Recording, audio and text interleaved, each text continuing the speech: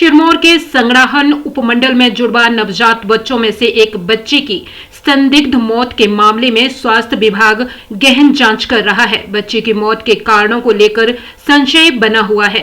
विभाग के मुताबिक मौत का कारण टीकाकरण का ओवरडोज नहीं है, लेकिन मौत के असली कारणों का खुलासा पोस्टमार्टम रिपोर्ट के बाद ही हो पाएगा।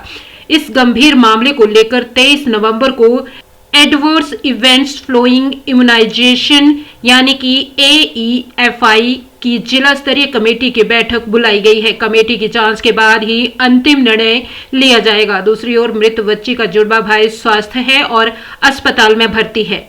संगड़ा के खुड द्रविल गांव में राष्ट्रीय टीकाकरण कार्यक्रम के तहत जुड़वा बच्चों को सोमवार को टीकाकरण किया गया था। इसके बाद दोनों बच्चों की तबीयत अचानक बिगड़ गई। नाहन मेडिकल कॉलेज पहुंचने से पहले ही बच्ची ने दम तोड़ दिया। बच्ची का पोस्टमार्टम करवाया गया और टीके से जुड़े सैंपल भी जांच के लिए भेज दिए गए हैं।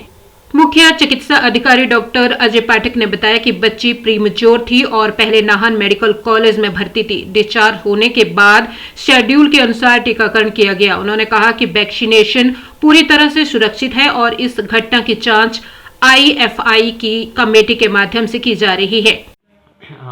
एक बच्चे की वैक्सीनेशन के बाद जो मृत्यु का मामला आया है, बच्चे की मृत्यु हुई है जो कि दुखद है।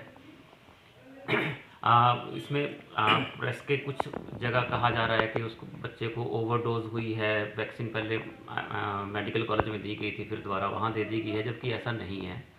पहली बार उसको वैक्सीनेशन दी गई थी। प्री मैच्योर बच्चा था, पहले मेडिकल कॉलेज नाहन में एडमिट था। उसके बाद जब ठीक होकर चला गया तो पीडियाट्रिशियन ने डिस्चार्ज किया है, तो वैक्सीनेशन एज़ पर शेड्यूल उसको एडवाइस की थी और एज़ पर शेड्यूल ही वैक्सीनेशन दी गई है। इस मुद्दे की गंभीरता को देखते हुए हमने प्रिलिमिनरी इंक्वायरी की है।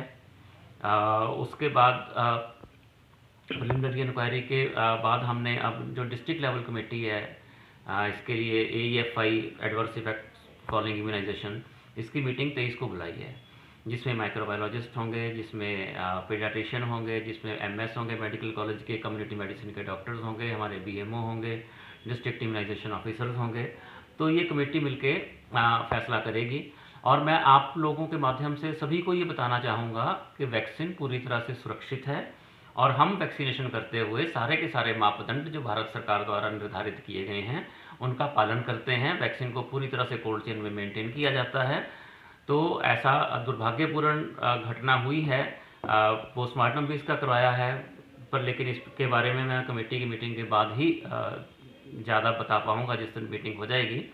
लेकिन कोई घबराने की आवश्यकता नहीं है और स्वास्थ्य विभाग पूरी तरह से आपके बच्चों की, आपकी सेहत के लिए सजग है। सर, ये बैठक किस लिए बुलाई है?